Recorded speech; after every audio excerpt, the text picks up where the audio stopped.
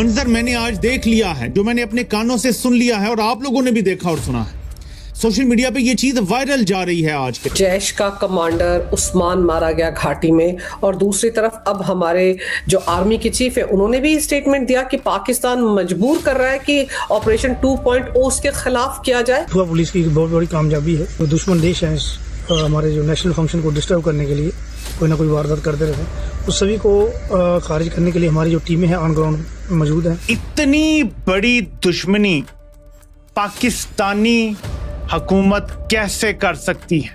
कल से आपका सिर्फ एक ही सवाल, क्या सच में पीएम मोदी सर को थ्रेट है? तो मैं ये बोलूं कि वो आज दुनिया में सबसे HRP हैं, यानी कि हाई रिस्क पर्सन। 4 ऑपरेटिव हैं, इनको अरेस्ट किया और इनसे 2.5 किलो की आईडी मिली है, RDX मिला है और पिस्टल्स मिले हैं। USA बेस्ड हैंडलर्स जो हैं इसमें एक्सपोज हुए हैं। इसका मतलब है आगे इसने बंदे हायर किए और ये काम करवाया है, और हर स्टेज के ऊपर यही बात हो रही है। और जो इससे पहले हार्डेंड क्रिमिनल है वो भी मान गए कि यार हमें तो हायर किया गया था। चीन के प्रेसिडेंट शी जिनपिंग ने कहा है कि इंडिया चाइना दोस्त हैं, शराकतदार हैं।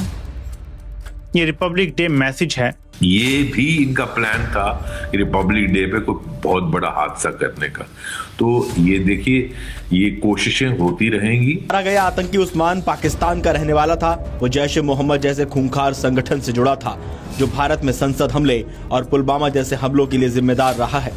उस्मान पिछले कई महीनों से जम्मू के इलाके में सक्रिय था और सुरक्षा बलों के लिए बड़ा सिरदर्द बना हुआ था। उस्मान के पास से सुरक्षा बलों ने M4 ऑटोमेटिक राइफल बरामद की है। ये अमेरिका में बनी एक बहुत ही आधुनिक गन है। और अगर US मेड पिस्टल इनके पास है सर, तो इनके तार ISI से होते हुए CIA तक पहुंचते होंगे, क्योंकि ये सब नेटवर्क इकट्ठा ही चल रहा है ना। इस देश के PM को अगर खरोच भी आती है ना, तो तीसरे विश्व युद्ध की जो शुरुआत होगी वो हिंदुस्तान की धरती से हो। सर, देश एक तरफ 77वां गणतंत्र दिवस मना रहा है, लेकिन आप सुरक्षा को लेकर देखिए किस तरह का तमाशा पिछले 1 हफ्ते के दौरान हुआ है। पंजाब के सरहिंद में रेल ट्रैक को उड़ा दिया, खालिस्तान जिंदाबाद फोर्स ने उसकी जिम्मेदारी ली। वो जैश का कमांडर उस्मान मारा गया घाटी में, और दूसरी तरफ अब हमारे जो आर्मी के चीफ है उन्होंने भी स्टेटमेंट दिया कि पाकिस्तान मजबूर कर रहा है कि ऑपरेशन 2.0 उसके खिलाफ किया जाए।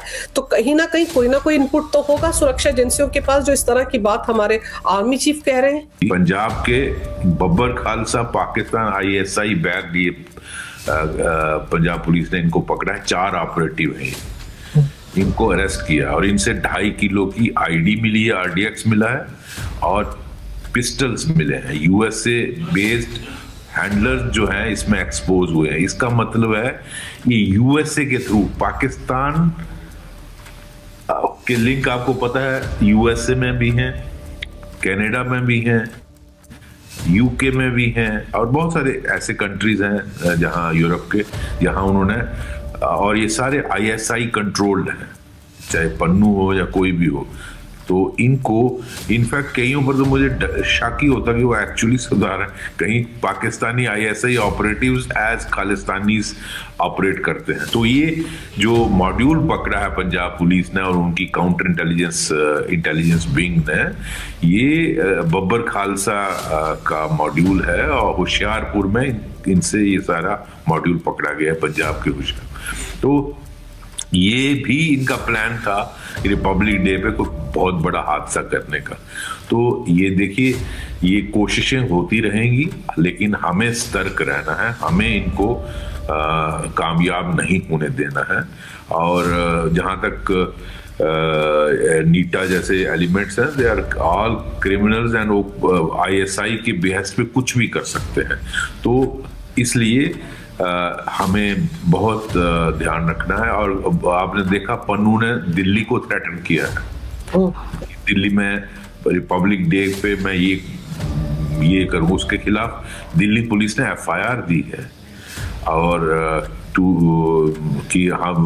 कि he is threatening to undertake terror incidents in Indian capital Delhi.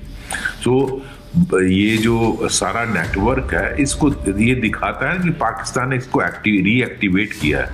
Khalistan जो आप देख रही थी कि पंजाब में पहले बिल्कुल काफी टाइम से सर नहीं उठा रहे थे, लेकिन अब दोबारा आप इनकी गतिविधियां देख रहे हैं, तो इसका मतलब है इनको कुछ समय आ गया है, इनको जो एलिमेंट्स हैं इनका पर्दाफाश होना चाहिए, इनको सख्ती से डील करके और ये पाकिस्तान की साजिशों को कामयाब नहीं होने देना। उनकी पॉलिसी है bleed India by 1000 cuts, so they want to use elements जो भारत से नाराज हैं, जो भारत की इंटेग्रिटी को चैलेंज करना चाहते हैं, उनको खालिस्तान के नाम पर फंडिंग करते हैं। ये हवाला पैसे से बहुत सारे तरीकों से ये फंड इकट्ठा करते हैं कनाडा में, ये यूएसए में, और उन पैसों को यहाँ भेजा जाता है। किस तरह लोगों को रेडिकलाइज करके उनको हथियार पहुंचाए जाते हैं, उनको कई बार ड्रोन का इस्तेमाल पाकिस्तान जिस तरह जम्मू कश्मीर के इलाके में करता है, पाकिस्तान पंजाब में भी ड्रॉप करता है, और फिर उनके आदमी वो उठा के ले जाते हैं। वरना ये कहाँ से पिस्टल आई, कैसे आई? भारत में इतना सख्त कंट्रोल है आर्म्स का, you can't get it easily.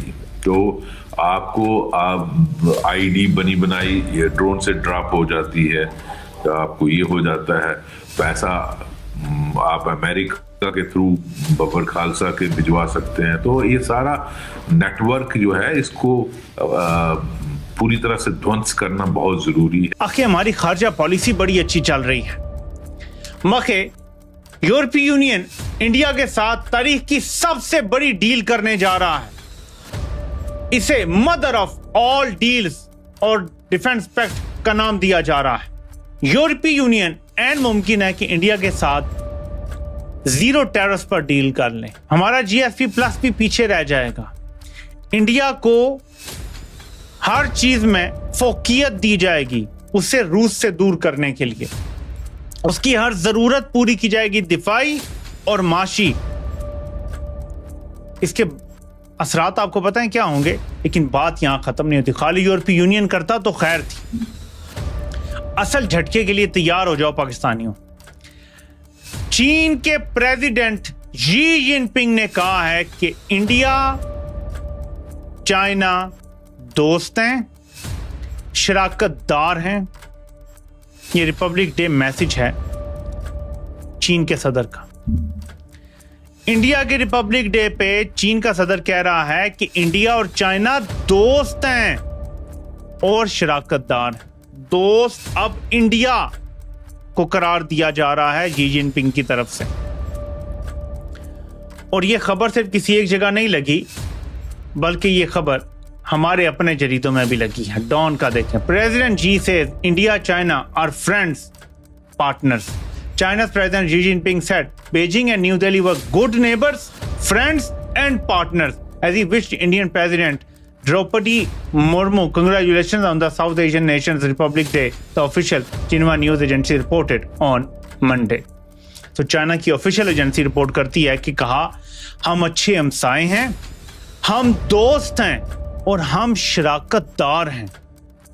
किसी जमाने में शहद से मीठी और समंदर से गहरी दोस्ती हमारे साथ होती थी।